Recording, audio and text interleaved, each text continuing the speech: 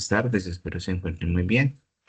Vamos a dar inicio a este encuentro de WebCipa, el último de esta tarea correspondiente a nuestra tarea reto 3, ¿no es cierto? Donde hemos estado trabajando y navegado por los diferentes métodos de resolución de problemas, tomando de base el reto eh, número 3, que se compone de las siguientes actividades. Recordemos que tenemos actividades eh, compartidas, actividades grupales, donde cada uno de ustedes toma un rol correspondiente a su respectiva tarea y descripción que ustedes trabajan, ¿no es cierto? Tenemos también en la actividad número 2 la visita y desarrollo al Centro Virtual de Escritura, Lenguaje y Expresión, CBLE, donde ustedes allí deben de realizar la participación de la actividad y tomar evidencia gráfica, pantallazos de ello para poder ser compartidas en el foro y de acuerdo a las directrices del trabajo final, poder también allí tener la evidencia para presentar. También nos encontramos con la actividad número 3. Recordemos que es un ejercicio donde usted toma de base dos problemas matemáticos y entre ellos toma el método de Polya donde lo va a realizar y un método alternativo. Eh, Cada estudiante pues investiga esos métodos y lo trabaja allí. En la actividad número 3 hacemos la infografía, ¿sí? Aclaro, en la 3 la infografía, donde trabajamos ejercicio versus problema. Y en la 4 es donde cogemos el método Polya y un método alternativo para poder trabajar. Aquí es donde ustedes pues ponen en práctica el desarrollo de la búsqueda en bases de datos académicas y se apoyan en las diferentes estrategias o formas de resolver problemas que allí tiene cada uno de los ejercicios, ¿no es cierto? En la actividad número 5 escogen uno de estos problemas o si están en grupo, pues cada uno escoge uno para poderlo desarrollar. Son preguntas de contextos de competencias ciudadanas. Cada pregunta o problema tiene opciones de respuesta. Lo desarrollan de acuerdo al método que ustedes hayan utilizado, ya sea el método de Polya o el método alternativo para la resolución de estos problemas. Lo plantean, lo resuelven y lo organizan allí también. Estos ejercicios también es bueno participar en foro con ellos para que de todas formas se haga una construcción compartida de conocimiento. Algún compañero nos puede hacer una retroalimentación, el mismo tutor puede hacer retroalimentaciones y esto enriquece nuestro documento participación. En la actividad número 6, pues tenemos la participación del foro. Es importante participar, le escribamos y le compartamos a los compañeros también con opiniones, con reconocimientos, sugerencias u observaciones que tengamos para realizarla. Importante esto, quiero hacer un énfasis aquí en la elaboración del documento final. Ya estamos hoy 23, pues a 2 días se finaliza la actividad. Recordemos que nuestra directora nos envió por allá una alerta y nos decía que es importante la participación en el foro 2 o 3 días antes del cierre, vean. Dice el artículo 19, numeral 3. Para aquellos estudiantes que ingresan faltando 2 o 3 días para el cierre de la actividad, el docente no tendrá en cuenta estas participaciones. O sea que prácticamente tomándolo en cuenta, hoy las participaciones que hagan ustedes de hoy se pueden mirar, revisar, pero no se tendrán en cuenta para la rúbrica de evaluación. Son de 3 días antes de acuerdo a lo estipulado acá y pues saben que todas las tareas es igual. Revisando también nuestra agenda, miren, revisemos la agenda. La agenda cierra el 25, esa agenda es importante siempre tenerla en cuenta, ¿no es cierto? Para saber que cierra la tarea el 25, pues todos sabemos que el 25 es ahorita el sábado, ¿vale? Tener en cuenta esas observaciones. Listo, muy bien. Entonces vamos a seguir dándole importancia a esta guía de aprendizaje donde nos dice la presentación en un único documento en formato PDF. Hay un rol de compilador que ustedes escogen y si están trabajando algunos de forma individual, pues le toca hacer todos los roles a esa persona. Esta persona, este estudiante de rol compilador, pues se encarga de recopilar la información, organizarla y presentarla. Es muy, muy importante que lo presenten siempre. Por ejemplo, por acá, y yo les he hecho énfasis también en la tutoría pasada, que se puede organizar siempre de forma bien presentada, por ejemplo, el editor de ecuaciones o quien maneje látex en las retroalimentaciones que he realizado. Uno que otro trabaja ecuación de editor de ecuaciones, muy poco trabaja látex.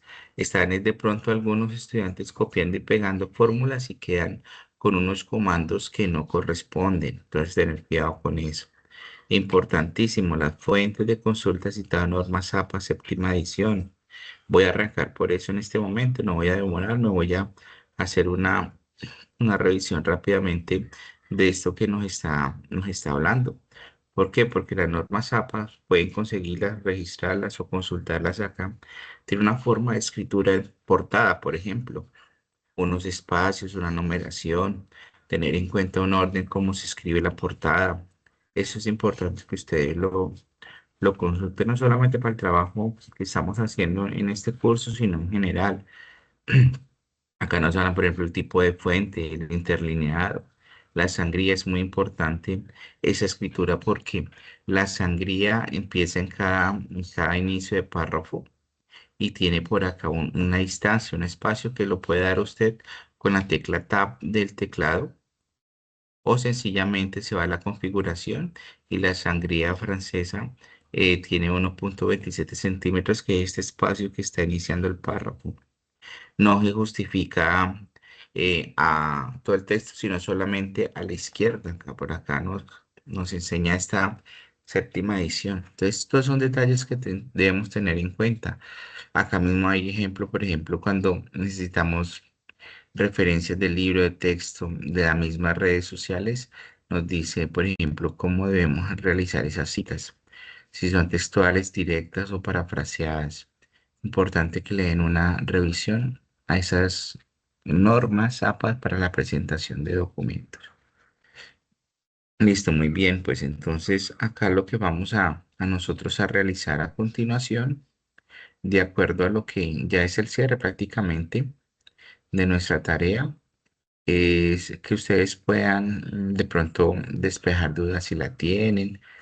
Voy a mostrar, les había preparado de la clase anterior, en la CIPA pasada, que no nos dio el tiempo, la importancia de trabajar, claro que lo trabajamos un poquito, la importancia de trabajar ese editor de ecuaciones es muy, muy importante, no solamente para matemáticas, ustedes de pronto pueden estar necesitando algo de simbología y el mismo editor de ecuaciones le puede ayudar y eso le da una estética fundamental al trabajo.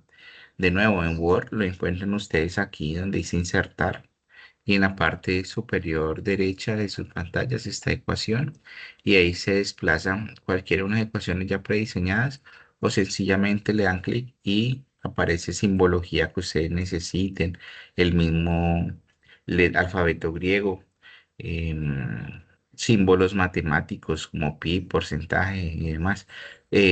Símbolos que en el teclado o por comando a veces no es fácil sacar esta parte de escritura. No necesariamente tengo que escribir fracciones acá, yo puedo escribir palabras arriba y las necesito palabras abajo y estas escrituras me van a permitir a mí trabajarlo de esa manera. Las mismas potencias supra o subíndices también se pueden trabajar desde acá. Hay mucha herramienta que nos puede facilitar el trabajo. Y es que ustedes tienen que meterse en la cabecita también, que estamos ya a un nivel de trabajo profesional, estamos ya en una formación universitaria y la pulcritud, la presentación tiene que hacerse lo más correcto posible. Quiero decir que si yo escribo, por ejemplo, por acá 2 por 5, pues bueno, eso lo puedo hacer con el teclado, ¿no es cierto? Pero, por ejemplo, si yo voy a escribir una fracción, yo no puedo estar escribiendo, por ejemplo, una fracción de este tipo, como me están entregando los trabajos, por ejemplo. Dos quintos me lo están escribiendo, por ejemplo, así. Yo entiendo que son dos quintos, sí, pero no es una forma correcta, por ejemplo, para un estudiante por allá de un octavo o noveno grado, dice uno, bueno, pues está bien, se le va diciendo y se le va arreglando. No, un estudiante universitario debe ir mejorando un poco su escritura, independientemente de su formación que esté realizando, porque de todas formas el conocimiento y el aprendizaje es integral. ¿Cómo lo podría yo trabajar? Entonces el mismo editor de ecuaciones me genera escritura de esta forma. La más habitual y común pues sería, por ejemplo, esta de dos quintos, por ejemplo. Entonces, por eso estoy haciendo énfasis en estas dos web cipas que estamos trabajando, la importancia del editor de ecuaciones. Algo un poquito más avanzado está LaTeX, pero LaTeX también es una forma de escritura. Ahorita les muestro un poco el trabajo con LaTeX. Es más, voy a hacerlo una vez para no demorarme. Hay una página por acá que tiene parte de editor LaTeX. Entonces, por ejemplo, yo puedo trabajar desde estos códigos acá que tengo. Por ejemplo, miremos un código por acá, fácil de trabajar, unos códigos de escritura.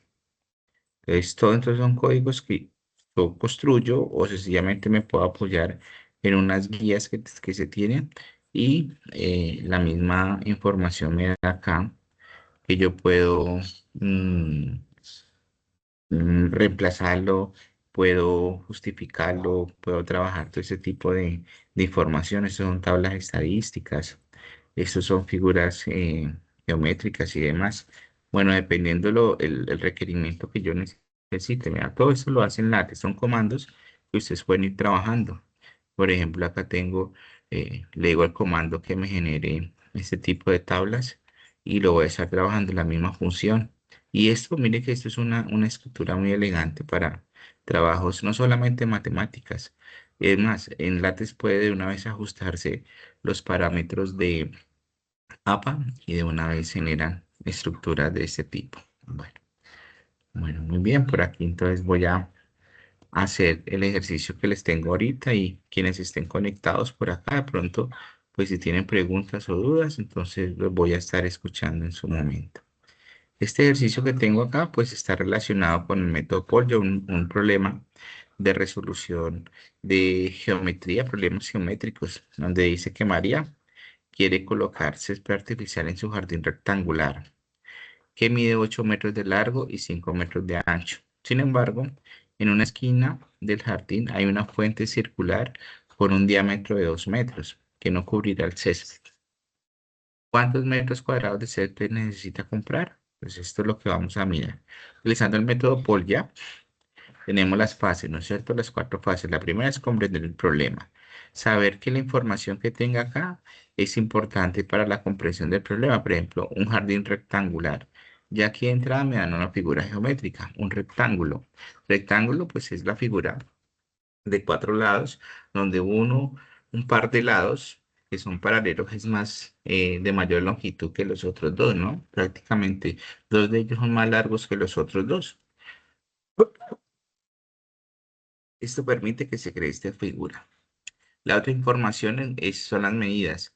Mide 8 de largo y 5 metros de ancho. Pues es bueno conocer que la medida más grande será obviamente la más larga del rectángulo. También en una esquina, no me dice si la esquina superior, inferior, derecha o izquierda del jardín hay una fuente circular. Mire que acá ya me aparece otra figura geométrica. Una fuente circular, que es la que tenemos aquí abajo con un diámetro. Importante que el diámetro, recordar que el diámetro es la distancia que va de lado a lado de la circunferencia que pasa por el centro. O sea que el diámetro equivale a dos veces el radio. ¿Y por qué es necesario hacer esta aclaración acá? Porque las áreas se manejan con la fórmula, manejan mucho la relación de lo que es el radio más que el diámetro. Entonces eso nos va a ayudar para la solución del problema. Y pues necesitamos el área total. El área total será tener en cuenta el área de todo el rectángulo y restarle la de la circunferencia. De esa manera conozco cuánto césped debo de colocar alrededor de la circunferencia y que me cubra la mayor parte del rectángulo. Bueno, Entonces ya concibí, voy a concebir en la segunda parte el problema, el plan, y es calcular el área del rectángulo, que sería lado por lado. Miren que acá estoy utilizando el editor de ecuaciones. De esta forma, como construyo, por ejemplo, este. Esto lo puedo construir, le digo al editor de ecuaciones, insertar la ecuación, y acá, si voy a escribirlo así como un subíndice, me voy acá donde dice índice y escojo el segundo que tiene un subíndice, o sea, un cuadro arriba y uno en la diagonal inferior. Aquí puedo escribir la letra y en la pequeña puedo escribir el rectángulo y de esa forma me queda.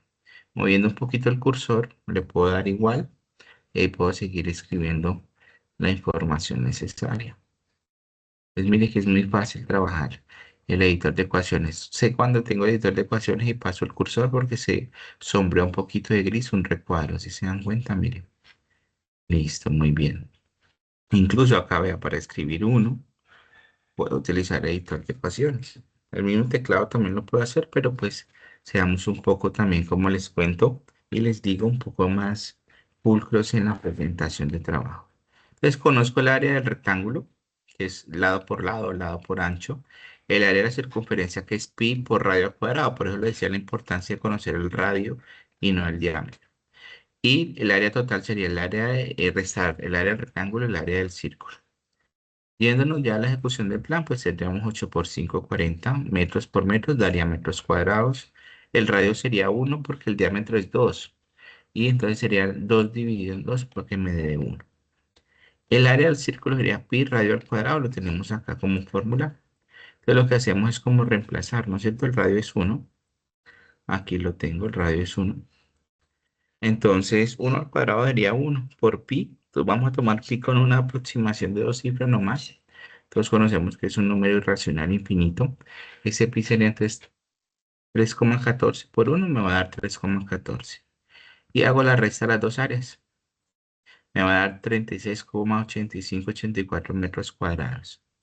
Miremos las preguntas para revisar y verificar. ¿Es lógico? Sí, es lógico que yo pueda realizar esta operación matemática y que el valor debe ser un poco menos de los 40 metros cuadrados. Sí, porque estamos hablando que si fuera mayor a 40 metros cuadrados, pues estaría saliendo o estaría ocupando el total del área del rectángulo. Verificar las fórmulas son correctas, claro, estamos haciendo las multiplicaciones, estamos elaborando la potencia, multiplicando decimal, haciendo la resta del entero con el decimal y nos da las expresiones. Puedo incluso redondear de pronto, que sería de 36,86, redondear a 37 siempre que se necesite este valor. Entonces acá ya tenemos una solución, esa solución que nos la da nuestro ejercicio, ya sea esta dentro de el valor exacto o solamente un valor aproximado. Este es el método que hemos estado trabajando durante este reto. Tendríamos entonces lo otro que sería el método gráfico. Hoy le voy a presentar el método gráfico. El método gráfico es un método que nos podemos utilizar de forma geométrica o sencillamente vamos a utilizar acá el método por GeoGebra. Entonces, ¿qué es lo que podemos hacer? GeoGebra es una herramienta interactiva de uso gratis y ustedes pueden hacer todo el planteamiento del problema acá de una forma muy, muy fácil y segura. Vamos a hacer un rectángulo en esta herramienta que está acá. Esa se llama herramienta polígono y esto me va a permitir dibujar un rectángulo. Entonces, si le doy al primero y apoyándome en este plano cartesiano, puedo tomar desde el punto 0 hasta el 8, tomando en cuenta que el rectángulo tiene de base o de largo 8 y de ancho tiene 5, ¿no es cierto? Entonces puedo subir aquí hasta 5 y encerrar el espacio que me pide el problema.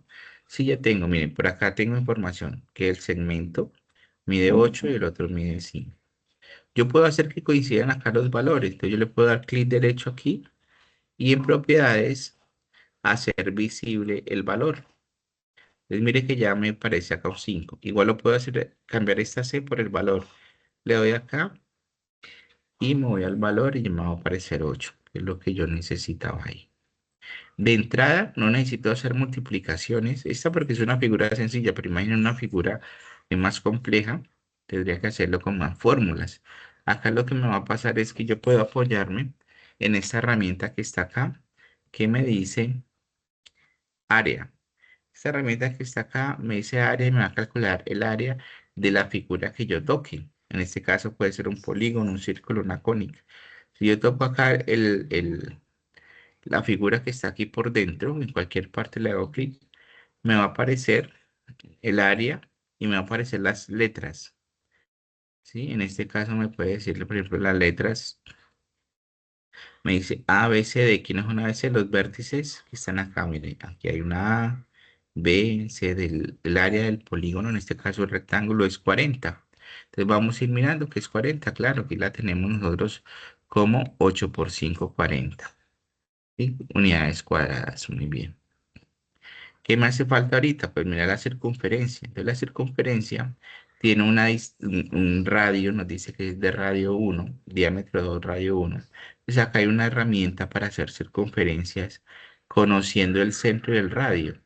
Yo le puedo dar clic por aquí en cualquier lado y le digo que el radio sea de 1.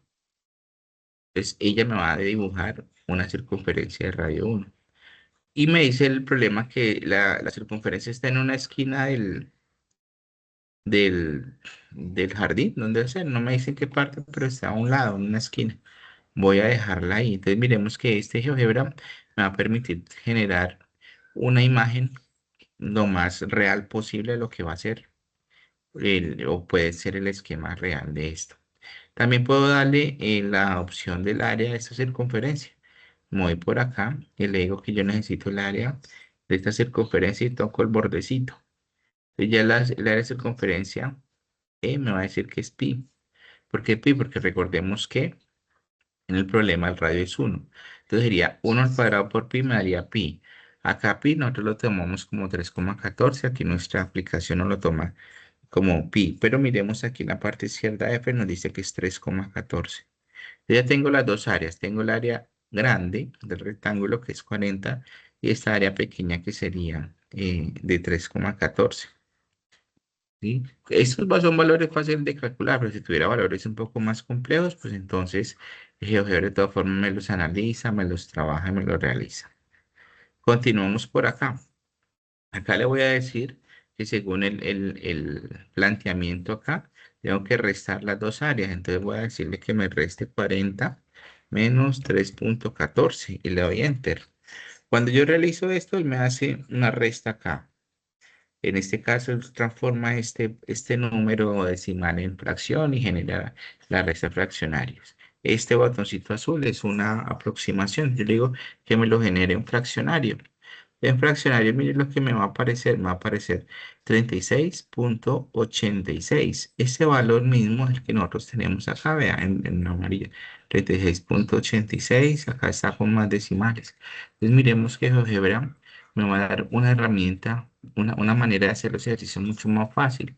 Es más, si se quiere ampliar el radio, si se quiere cambiar las extensiones, entonces mire que yo cambio y él automáticamente va a estar cambiando ahí el área de la figura, como se necesite y como se quiera.